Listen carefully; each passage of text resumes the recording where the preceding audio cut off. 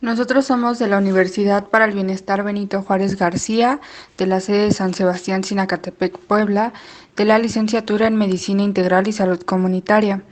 La asignatura es Biología Molecular y Celular. El docente es el profesor Hegel Adrián Calvez Morales. Somos el equipo número 1, vamos a hablar de la fosforilación oxidativa y los integrantes son Karen Guadalupe Álvarez Paniagua, Dayana Aquino Luna, Erika Yareli Calixto Moreno, Óscar Uriel Coyol Toribio, Eric Velasco Cervantes y su servidora Jennifer Castro Sánchez. La fosforilación oxidativa es un proceso de producción de energía en forma de ATP en los organismos aerobios en la degradación de azúcares, grasas y aminoácidos que se unen en la etapa final de la respiración celular. La fosforilación oxidativa es la transferencia de electrones de los equivalentes producidos en la glucólisis y el ciclo de Krebs. Está formado por un conjunto de enzimas complejas que se encargan de acelerar varias reacciones de óxido-reducción donde el agente oxidante es el oxígeno y donde finalmente se forma el agua. Se da a partir de la síntesis de ATP añadiendo un fosfato a un ADP gracias a la energía producida por el paso de protones a favor de gradiente a través de un ATP sintasa en su regreso a la matriz mitocondrial.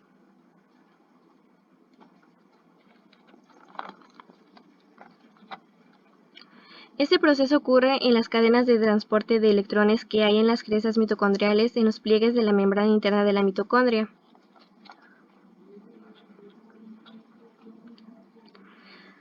Como importancia tenemos que la creación de energía en ATP se da en las mitocondrias, que son las centrales de energía por medio de la fosforilación oxidativa. También suministra el hidrógeno de la molécula de la glucosa en formas oxidables. Los defectos hereditarios de las mitocondrias afectan a los componentes de la cadena respiratoria y fosforilación oxidativa. Las personas muestran miopatía, encefalopatía y suelen tener acidosis láctica. Las enfermedades mitocondriales son el resultado del fracaso en el funcionamiento de las mitocondrias. Cuando estas fallan, se genera menos energía dentro de la célula hasta llegar a la muerte celular. Las encefalopatías son un trastorno neurodegenerativo caracterizado por retraso psicomotor, debilidad muscular, atrofia, entre otras. Las miopatías afectan exclusivamente a la musculatura esquelética. Y la acidosis láctica se refiere al ácido láctico acumulado en el torrente sanguíneo.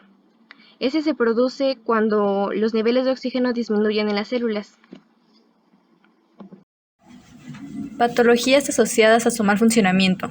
Se originan por una deficiente producción de ATP mitocondrial. Estas enfermedades se diagnostican frecuentemente entre pacientes con síntomas multisistémicos.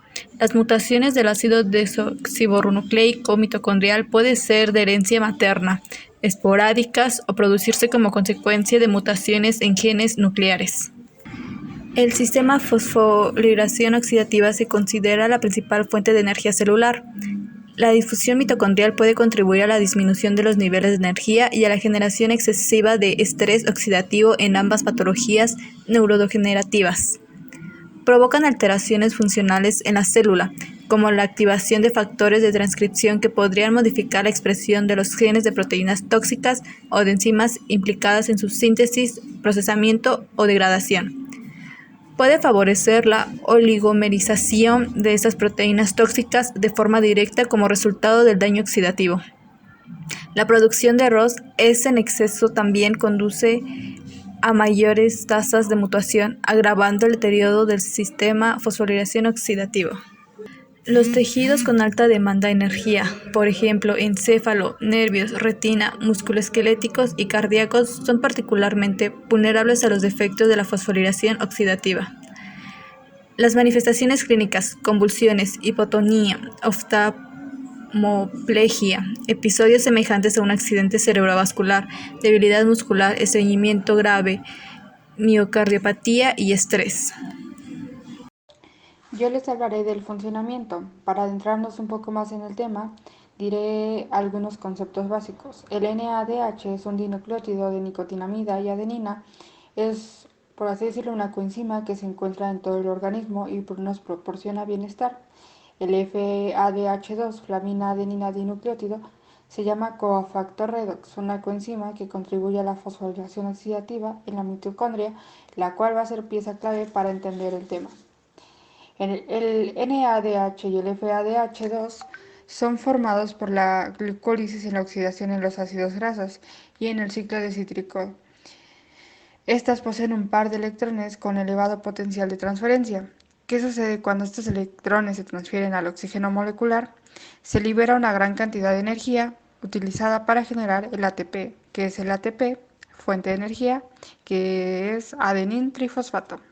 La fosforilación oxidativa genera 26 de las 30 moléculas ATP que se forman cuando la glucosa se oxida completamente a dióxido de carbono y el agua, provocando que la fosforilación sea el proceso mediante el cual se produce la mayor parte de ATP, la cual es la principal fuente para la mayoría de los procesos celulares.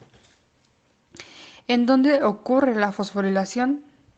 En las cadenas de transporte de electrones ubicadas en las crestas de la mitocondria, como vemos en la imagen, en la membrana interna, aunque las partes que se muestran van a ser piezas claves, pues van a ayudar a entender un poco el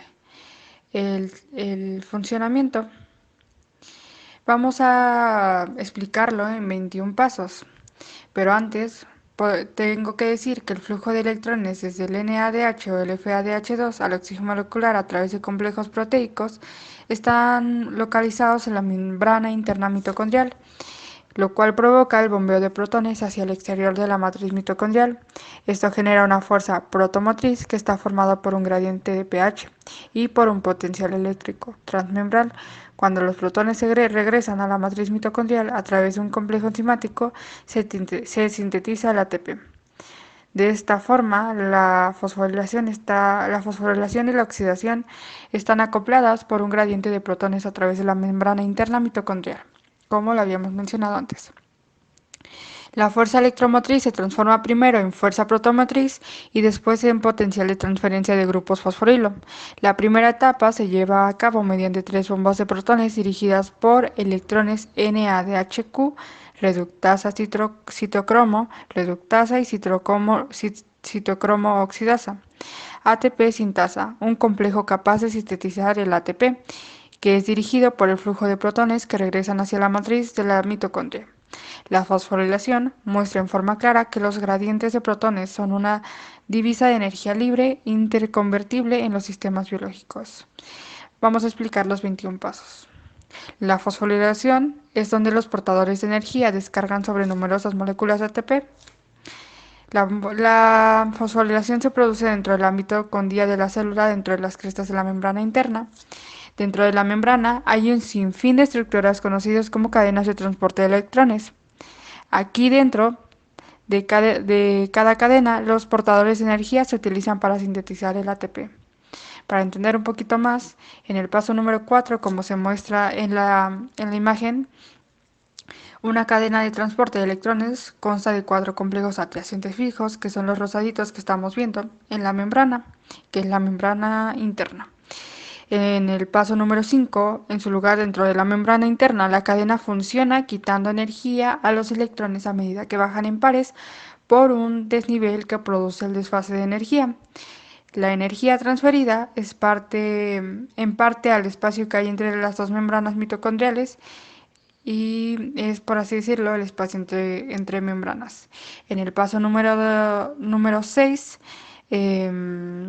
la fosforilación empieza cuando el NADH que viene del ciclo de Krebs dona 2 electrones al primer complejo, que es la parte verde. Ahí se ve cómo está donando. Y a medida que los electrones pasan, entonces el complejo siguiente pasa a la matriz, al espacio que hay entre las membranas. En el paso número 7, los electrones pasan entonces al complejo siguiente y toman posición en el lado de la membrana que da a la matriz. Al pasar al complejo siguiente, un segundo par de electrones será recogido en la matriz, como se muestra en la imagen. En el paso número 8, un complejo, por así decirlo, llamado coenzima Q, que es la parte verde, recorre toda la membrana y empuja los protones, que son las bolitas amarillas, al espacio que hay entre las membranas. Los electrones se trasladan entonces al complejo final y vuelven al lado de la membrana que da a la matriz.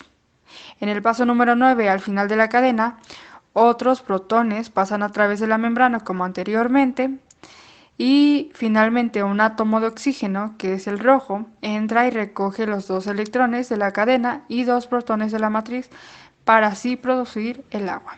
En el paso número 10, cada molécula de NADH libera 2 electrones que, moviéndose por la cadena principal, bombean en total 6 protones de la matriz. En el paso número 11, el papel principal, por así decirlo, del oxígeno en la respiración celular es hacer de sifón para los electrones que hay al otro extremo de la cadena. En el paso número 12 vamos a tener en cuenta otras moléculas portadoras de energía del ciclo de Krebs, ¿cuál es? El FADH2.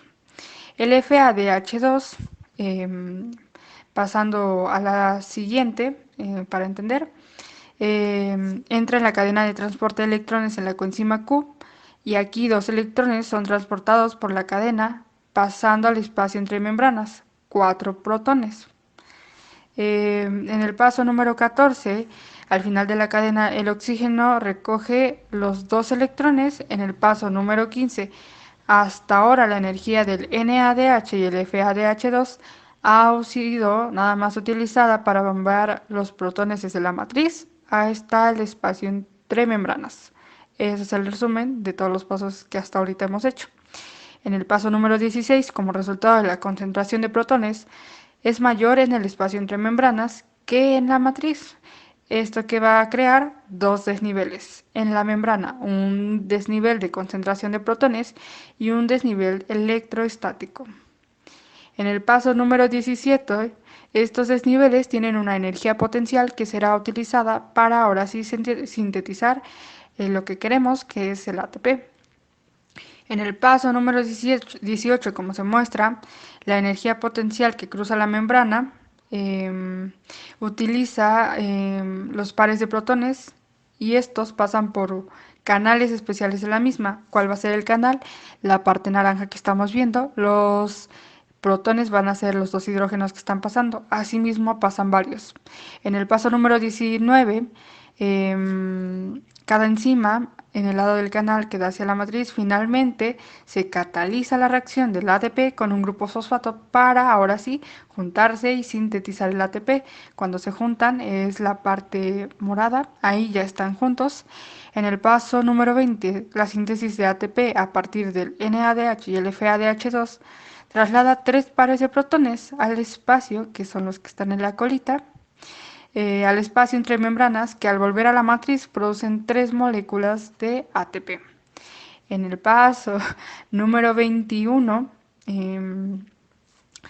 cada molécula de FADH2 traslada 2 pares de protones por la membrana, produciendo 2 moléculas de ATP. Finalmente, esto va a los portadores de energía producidos por el gran ciclo de Krebs. Como conclusión del funcionamiento, podemos decir que la fosforilación es un proceso metabólico que se encarga de la formación del ATP como resultado de la transferencia de electrones. En ciclo metabólico, fosforilación oxidativa, fase final, se produce dentro de la mitocondria de la célula, dentro de las crestas de la membrana interna. Dentro de la membrana existen un sinfín de estructuras llamadas como cadenas de transporte de electrones. Dentro de cada cadena de los portadores de energía se utilizan para sintetizar el ATP. Una cadena de transporte de electrones consta de 4 complejos adyacentes fijos en un lugar dentro de la membrana interna. La cadena funciona quitando la energía a los electrones mientras baja en pares por un desnivel que produce la fase de energía. La energía es transferida en partes al espacio que hay entre las 2 membranas mitocondriales, el espacio entre membranas. La fosforilación oxidativa Es un proceso mediante el cual se genera la mayor cantidad de ATP. El proceso ocurre en las células procariontes y eucariontes. En las procariontes, el organismo ocurre en la membrana plasmática y en las eucariontes, el organismo se lleva a cabo en la mitocondria. La fosforilación oxidativa se va a llevar a cabo en dos etapas. La primera es oxidativa, la segunda es fosforilante. En la etapa oxidativa ocurren reacciones de transferencia de electrones. Estas reacciones son de tipo redox y reciben el nombre de cadena respiratoria. Esta cadena recibe a los electrones que vienen en la forma de NADH y FADH2. Así que de esta forma, los electrones son aceptados y transferidos a complejos proteicos que están enlazados a la membrana interna de la mitocondria. Al final, los electrones serán aceptados por el oxígeno y esto queda reducido a agua. Los principales complejos proteicos que se encargan de transportar a los electrones son la flavina mononucleótido, también se obtiene a la coenzima conocida como ubiquinona y por último a los distintos tipos de citocromo que se encuentran presentes en la membrana interna de la mitocondria. Etapa fosforilante. Participa en la enzima ATP sintetasa. Esta no está formada por parte de la cadena de respiratoria, ya que se encarga de fosforilar el ADP y producir ATP. Esta etapa es considerada un proceso endergónico, lo que quiere decir que en esta etapa se va a llevar a cabo la formación de enlaces químicos y así de esta manera en esta etapa se van a producir 34 moléculas de ATP. Por lo tanto, en el balance energético final en la respiración anaerobia es el siguiente. Primero sabemos que en la glucólisis se produjeron 2 ATP y 2 moléculas de NADH. En el segundo sabemos que cuando el ácido pirúvico se convierte en acetil, coenzima A se produce 2 moléculas de NADH. Y por último, en el ciclo de Krebs, 2 moléculas de GTP, 6 moléculas de NADH y 2 moléculas de FADH2. Por el otro lado, se sabe que por cada NADH se incorpora a la cadena respiratoria, estaríamos generando 3 moléculas de ATP, mientras que por cada molécula de FADH2 que ingrese, se estarían generando 2 ATP. Por el último, cada molécula de GTP equivale energéticamente a una molécula de ATP. Por lo tanto, se va a obtener un rendimiento total de 36 ATP. Debido a que cada molécula de NADH que se formó en la glucólisis puede entrar a la matriz mitocondrial, que se requiere de gastar una molécula de ATP. En las ganancias de fosforilación oxidativa genera 26 de las 30 moléculas de ATP que se forman cuando la glucosa se oxida completamente a CO2 y H2O. Y en la pérdida de oxidaciones biológicas, la tendencia de un reductor a perder electrones se conoce como el potencial de reducción estándar. Se relaciona con el ciclo de Krebs. Se encuentra en todas las células que se utilizan el oxígeno producido, la mayoría de energía usada por las células aerobias con la energía del porcentaje ofrecida por los seres humanos, que son mayores del 95%. Se lleva a cabo la matriz mitocondrial. A continuación está un ejemplo: la mitocondria, el ATP, la glucosa y el piruvato y el transporte de electrones. En conclusión, es que la fosforilación oxidativa es el proceso de la cadena respiratoria, que son procesos acoplados. Se requiere de la integridad de las mitocondrias para el buen funcionamiento, y que el electroquímico formato en la cadena respiratoria es la fuerza motriz que impulsa la síntesis del ATP. Las fuentes bibliográficas.